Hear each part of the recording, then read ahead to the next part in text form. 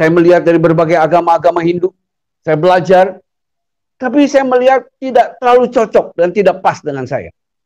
Karena saya bingung bagaimana saya dapat menemukan Tuhan yang mendampingi saya di tengah begitu banyak dewa yang saya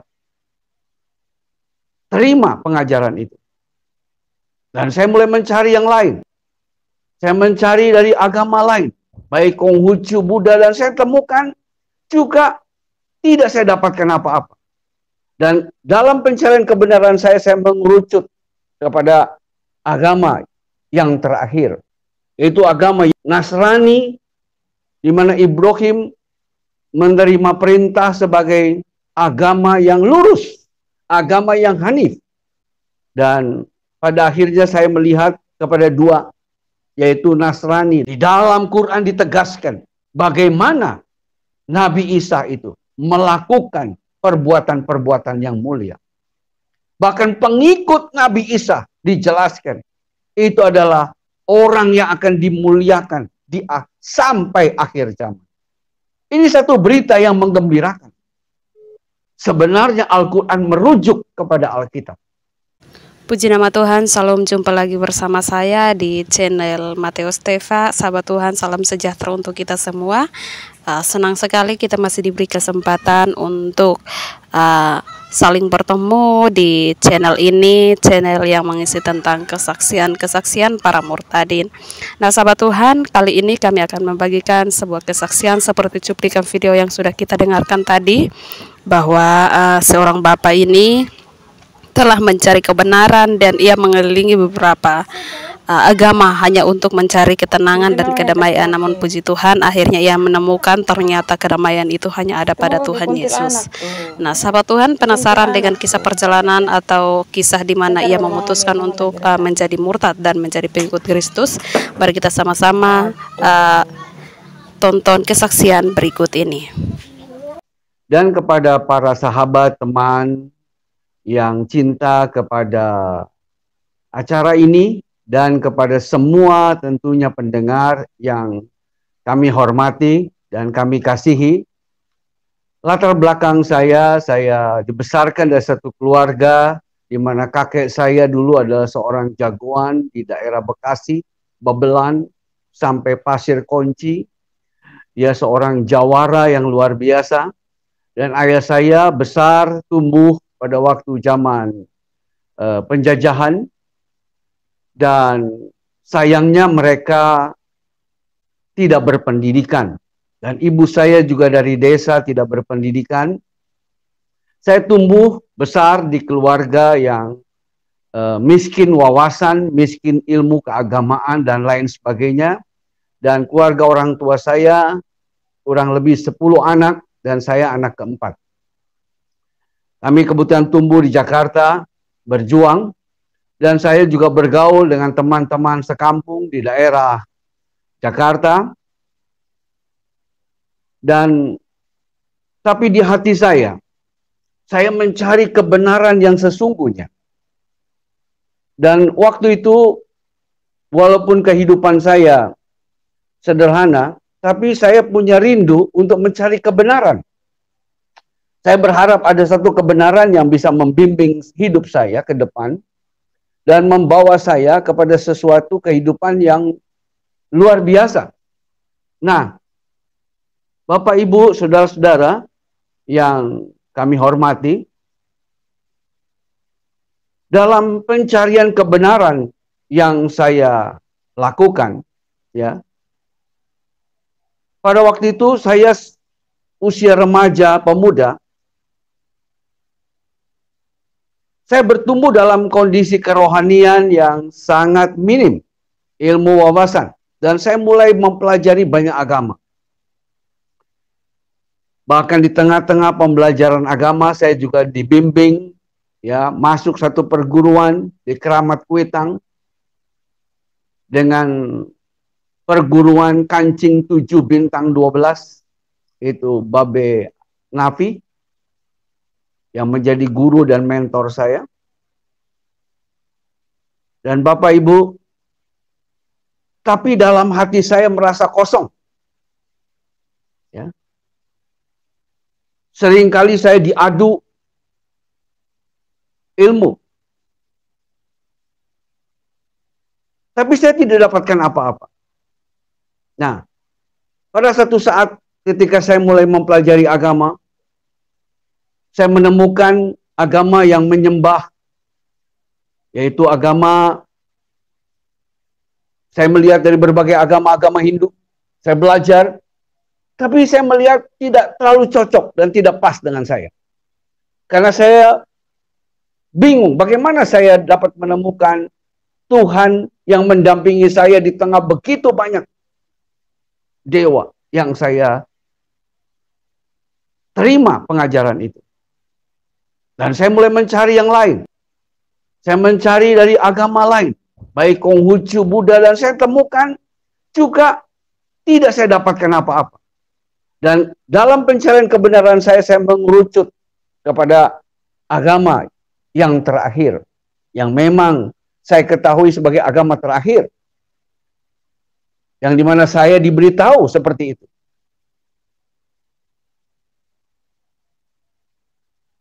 Nah, di dalam pelajaran, pendalaman yang saya buat, yang saya lakukan, ya, saya menemukan sesuatu yang mengerucut kepada 3 agama, yaitu agama Yahudi, Nasrani, dan Islam. Mengapa 3 agama ini yang menjadi titik tolak perhatian saya? Karena 3 agama ini menganut pada satu nama, yaitu Ibrahim. Ya, di mana Ibrahim menerima perintah sebagai agama yang lurus, agama yang hanif. Ya. Nah, saya mengerucut pada 3 agama ini.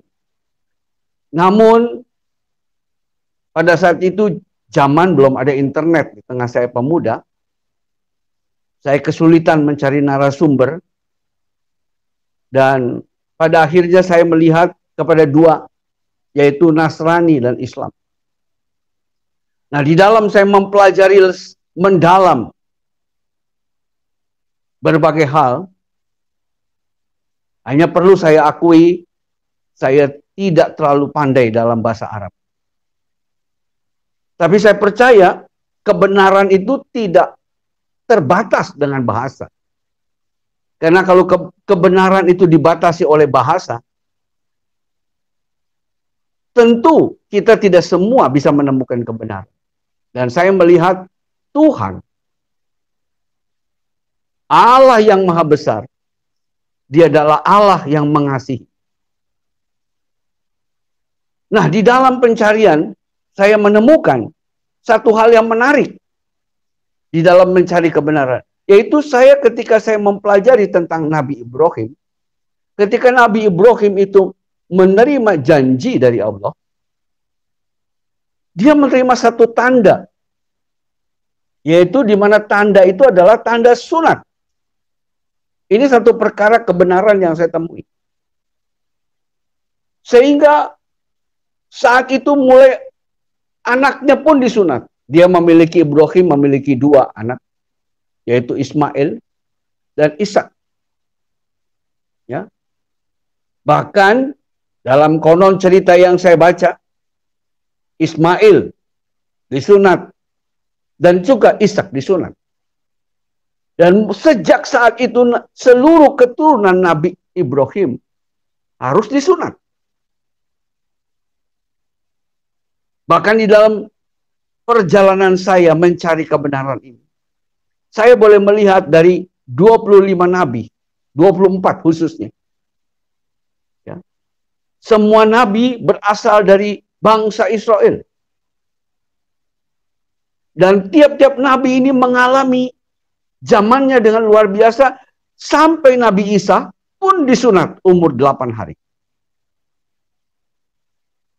Nah, ketika saya menemukan kebenaran ini, saya amat tertarik. Ya. Ini kebenaran pertama yang saya temukan.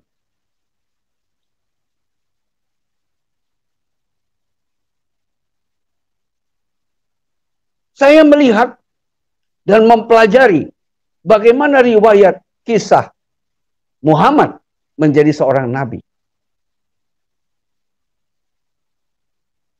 Muhammad dilahirkan pada tahun 521 Masehi, di mana saat ibunya mengandung, ayahnya meninggal.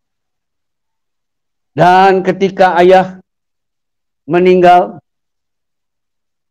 dia lahir dan diasuh oleh pamannya, dan kemudian diasingkan juga 2 tahun. Dan itu menurut tradisi bangsa Quraisy. Pada umur 6 tahun, ibunya meninggal. Dan kemudian mulailah dia tumbuh dalam keremajaannya. Nah, di dalam keremajaannya saya membaca dan mengikuti bagaimana Muhammad bertumbuh pada saat umur 25. Dia menikah dengan Siti Khadijah. Dan saat saya membaca terus, umur 40 baru Nabi Muhammad ini menerima pewahyuan di Gua Hiro.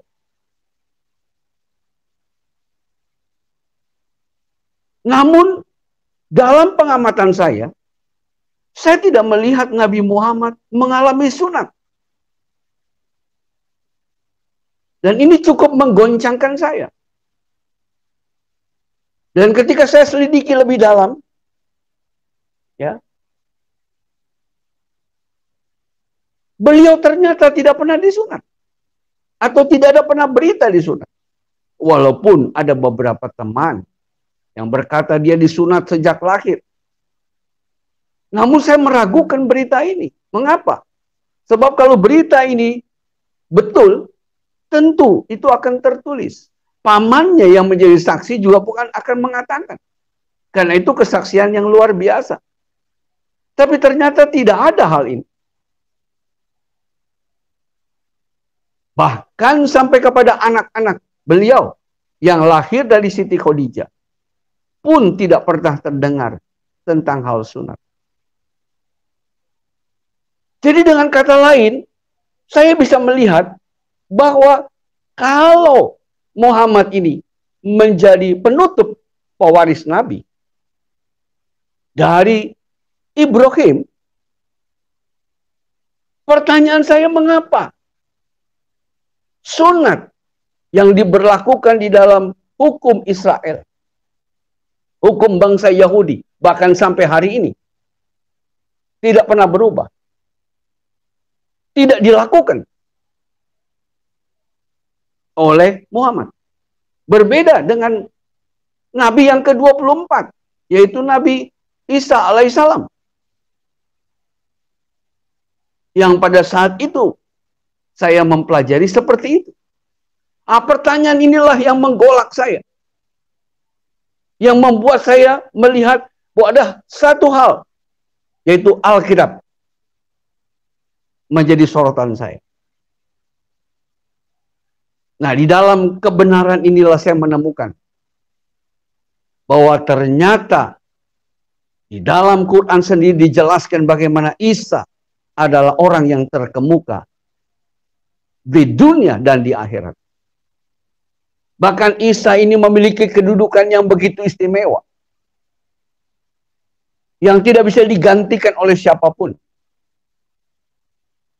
Bahkan Muhammad juga menegaskan bahwa nanti akhir zaman Isa itu akan datang sebagai hakim yang adil. Dari gambaran ini, dari latar belakang inilah, semakin memperkuat saya bahwa Isa Al-Masih adalah pilihan saya di dalam menuntun hidup saya. Nah, Bapak, Ibu, saudara-saudara yang saya hormati, saya tidak tahu perjalanan hidup saudara, tetapi ini perjalanan saya. Dalam pencarian kebenaran, saya menemukan hal yang luar biasa. Dan tanpa sadar, saya melihat ada satu hal yang keliru dalam cerita tentang Muhammad. Yang tidak diungkapkan Ketika saya bertanya pada banyak orang, hanya mereka memberikan keterangan yang seadanya, yang tidak sesuai. Dan itu sangat menyedihkan saya.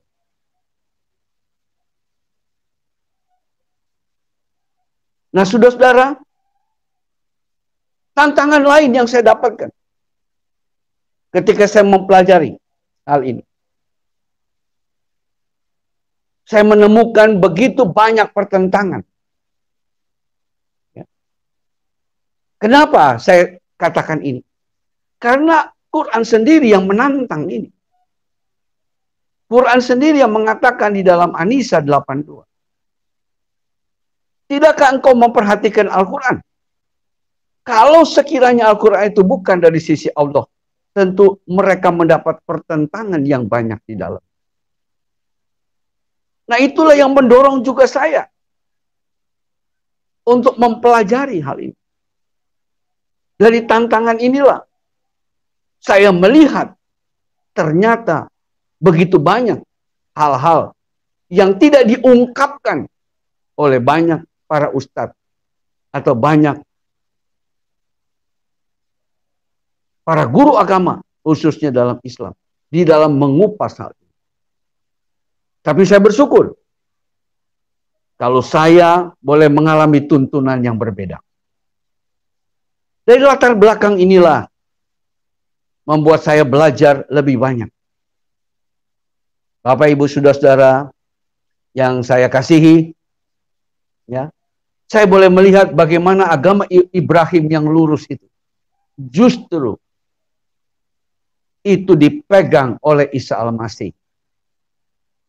Dialah pewaris Nabi yang sebenarnya.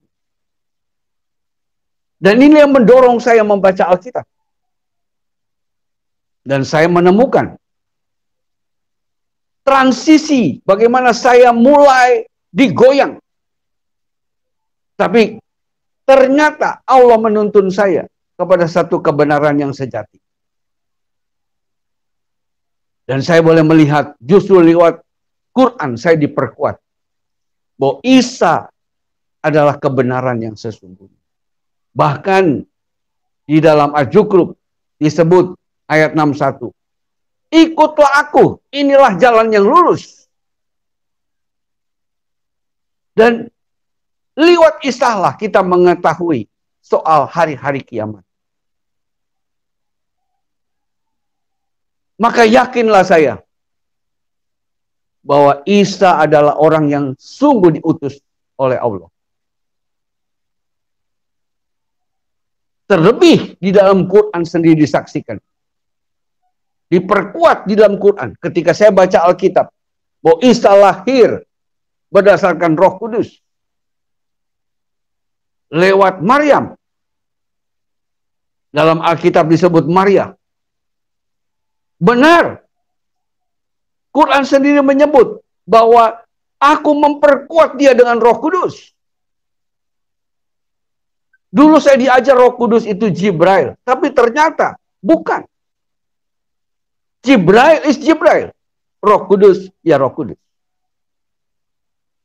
Nah, seringkali kita menemukan ketidakcocokan.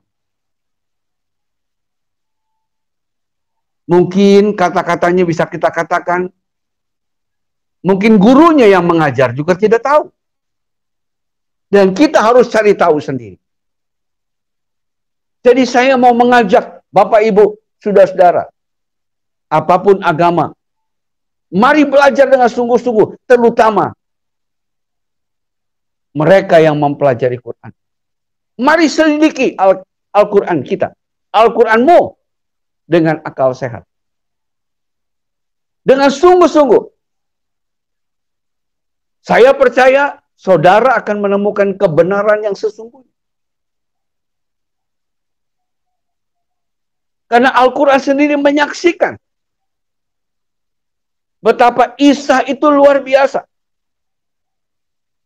Dari segi penciptaan, kita melihat Isa itu tumbuh dengan mujizat yang luar biasa. Ketika masih bayi, dia bisa bicara. Dalam Quran, di dalam surat Maryam sudah disebutkan. Dia bisa bicara sejak bayi. Dia bisa membuat burung dari tanah dan menghidupkan. Itu mujizat yang luar biasa. Tapi ketika saya baca posisi Muhammad, Muhammad hanya berkata, aku tidak tahu iman. Aku tidak mengerti iman. Sebelumnya aku tidak tahu. Bahkan Quran menjelaskan, Allah menegur dia. Kalau kau masih ragu-ragu ya Muhammad, bertanyalah kepada ahli kitab sebelummu.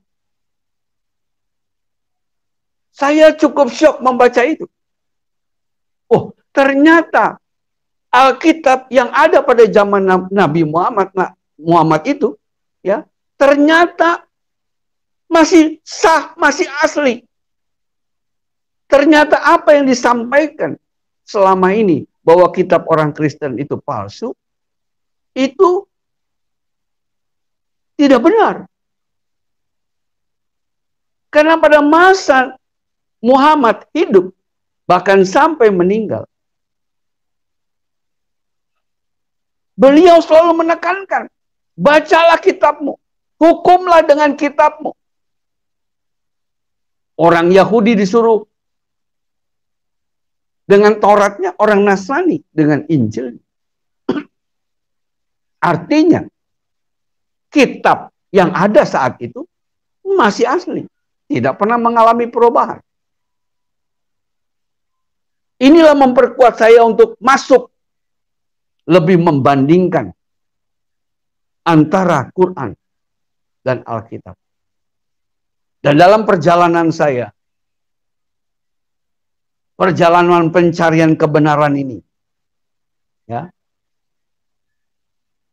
saya melihat dan menyaksikan, ya, bahwa ternyata Isa Al-Masih betul-betul ditaruh posisi sebagai yang terpenting. Sehingga saya mengabaikan berita-berita yang lain. Dan saya memegang hal ini. Jadi saya ingin mengajak kepada pemirsa yang setia pada acara ini. Mari, kalau engkau mencari kebenaran yang sesungguhnya, engkau akan menemukan itu. Jangan biarkan hatimu salah. Saya juga tidak mengalami bimbingan. Namun ketika hati kita murni, jujur, mau mencari kebenaran, ternyata Allah itu tidak buta. Dia mampu memimpin orang pada kebenaran.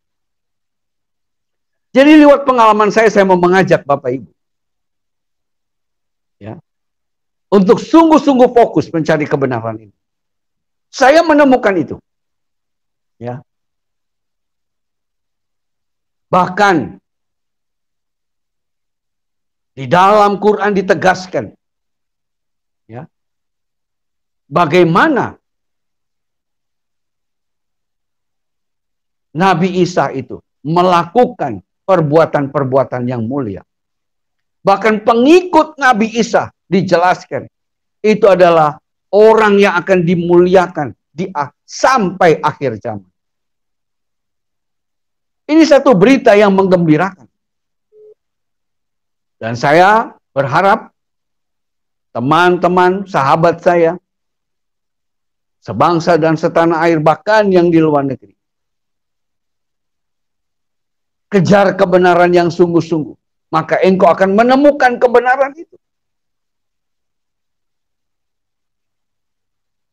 Di dalam Alkitab dijelaskan siapa kebenaran itu. Kebenaran itulah Isa Al-Masih sendiri.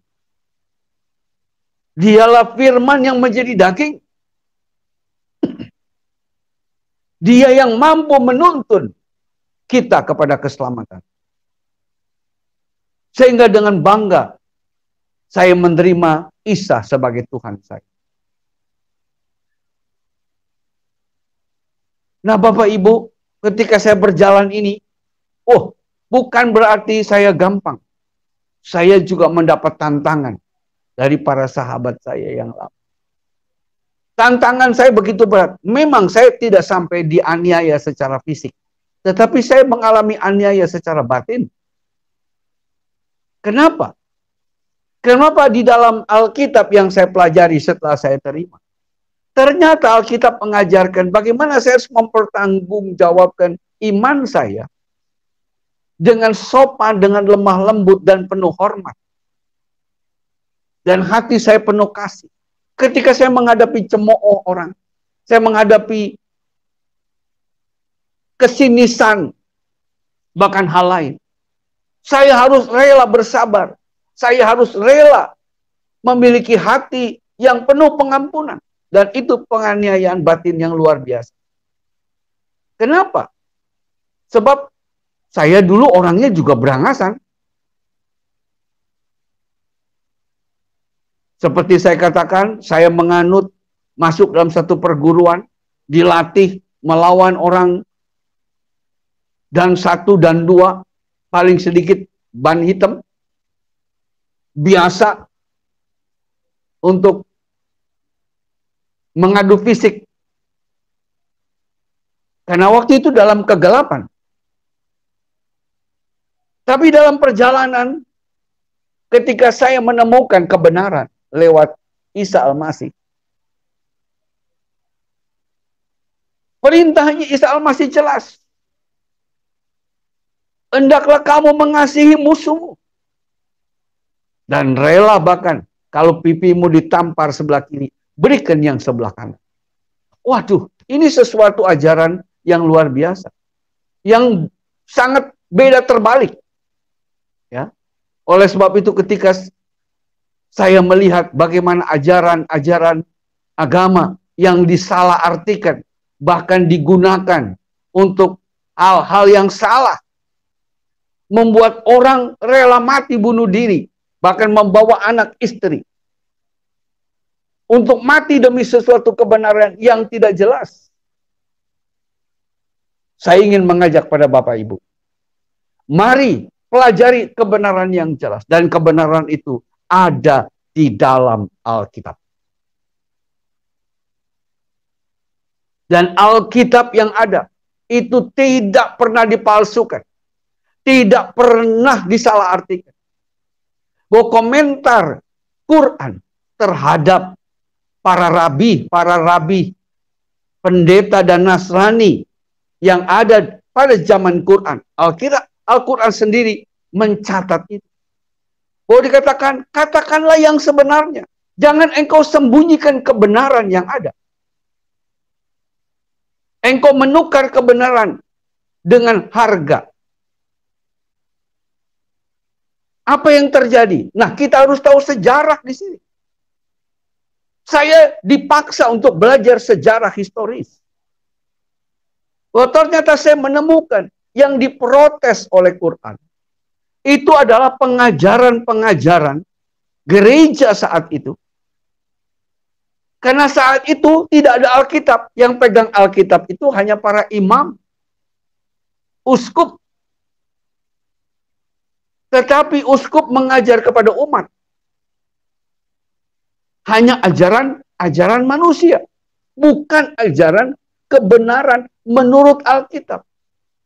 Justru itulah yang ditentang oleh Quran. Muhammad menentang itu. Engkau tidak mengatakan yang sejujurnya, engkau tidak mengatakan yang sebenarnya. Maka kalau engkau tahu apa yang kukatakan, firman yang kukatakan, kata Muhammad saat itu, engkau akan mengenal bahwa itu berasal dari Injil. Kan begitu kira-kira. Itulah protes Muhammad kepada orang Nasrani dan orang Yahudi. Nah, orang Yahudi dan Nasrani memang saat itu bertengkar. Sejak Bait Allah dihancurkan, orang Yahudi dicerai-beraikan, kekristenan Nasrani bertumbuh dengan kerajaan Romawinya. Karena kerajaan Romawi akhirnya masuk Nasrani.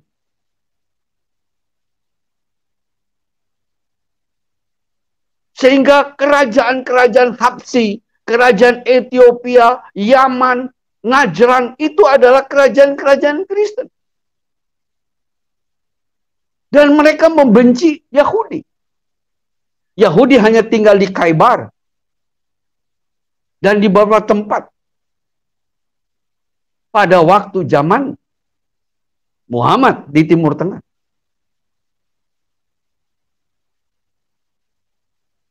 Inilah yang diprotes oleh Muhammad. Perebutan, pertentangan antara Yahudi dan Kristen. Yahudi menolak akan Isa.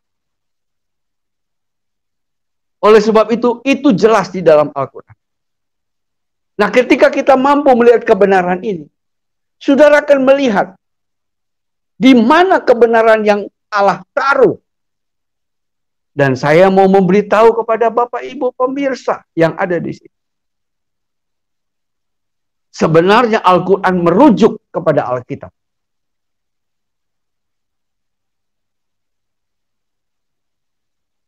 Kebenaran lain yang saya dapat, yaitu ketika Muhammad menerima pewahyuan pertama,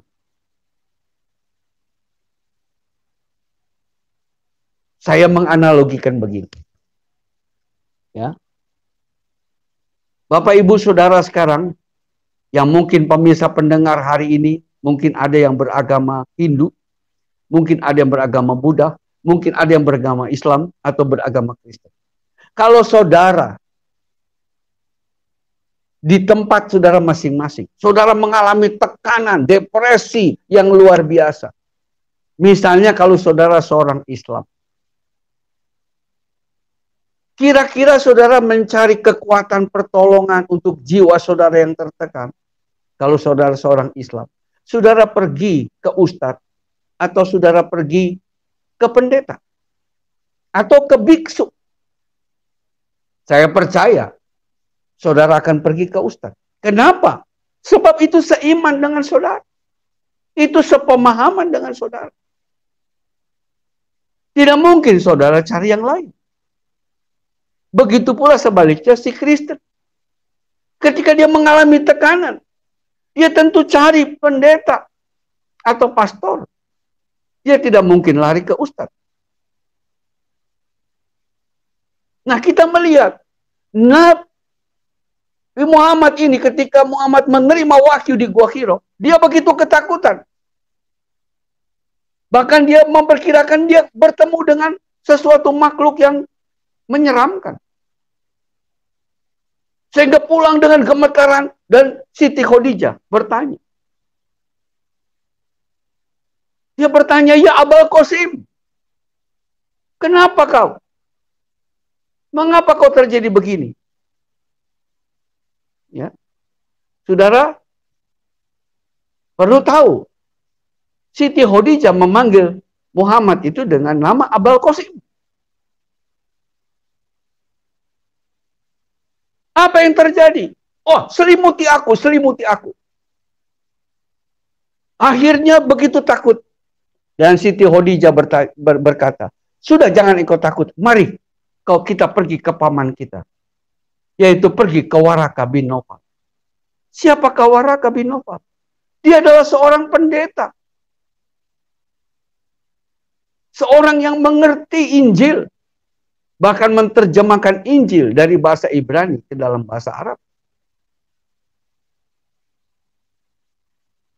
Sehingga dapat saya simpulkan, oh, ini tentu bagaimana dia terima penguatan. Tentu dia datang kepada orang yang seiman. Bukan kepada orang lain. Nah, ini memperkuat saya dan meyakini bahwa hanya Isa Al-Masih yang dapat memberikan pertolongan dan memberikan jalan untuk kita menuju kepada surga. Bukan yang lain. Sehingga bulatlah hati saya meyakini bahwa Tuhan yang benar itu hanya Isa Al-Masih yang dapat saya sebut, yang disebut Yesus Kristus. Nah, inilah yang saya mau sampaikan kepada Bapak Ibu pemirsa yang berbahagia pada malam ini. Ya. Pengalaman spiritual yang saya alami tadi aniaya tidak lain adalah aniaya secara batin. Aniaya secara bagaimana saya harus siap rela menderita bagi Tuhan saya. Dan saya harus siap memberitakan apapun resikonya. Inilah yang membuat tadi seperti dikatakan oleh Pak Yusuf Manibulu kalau saya tidak salah, ya. Pak Yusuf mengatakan sampai usia seperti ini saya masih semangat. Mengapa? Karena saya melihat kebenaran yang sesungguhnya yang saya tidak temukan di mana pun. Di keyakinan manapun. Selain di dalam Yesus Kristus. Tuhan itu sendiri. Aniaya lain adalah kita harus melawan rasa takut. Takut tidak punya teman. Takut dimusuhi. Dan takut segala hal. Tapi saya percaya ketika kebenaran dari sang kebenaran itu ada di dalam hati saya. Maka dia menuntun saya untuk mengalami ketenangan dalam jiwa. Melawan kemunafikan.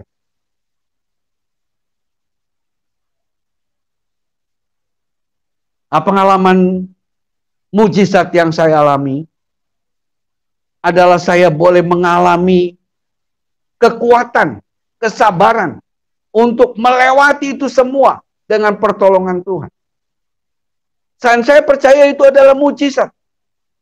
Mujizat yang terbesar. Apa mujizat yang terbesar? Dalam pemahaman saya.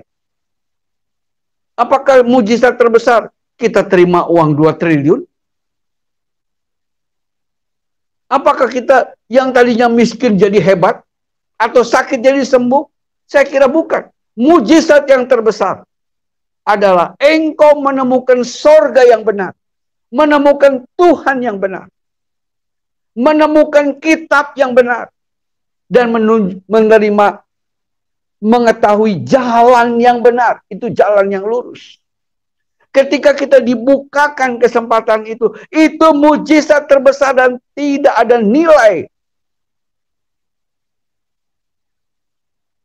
Maukah Bapak Ibu menerima mujizat terbesar? Saya mau mengajak Bapak Ibu, pemirsa yang berbahagia. Mari terima mujizat ini. Karena mujizat ini nilainya kekekalan.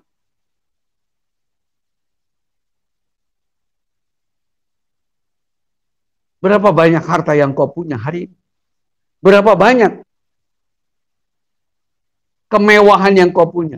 Tidak ada arti ketika sampar datang. Tidak ada arti ketika penyakit datang. Ketika kematian mendatangi kita. Kita bahkan tidak bisa menunda 1 detik. Tapi kalau engkau sudah menemukan jalan kebenaran di dalam Yesus Kristus,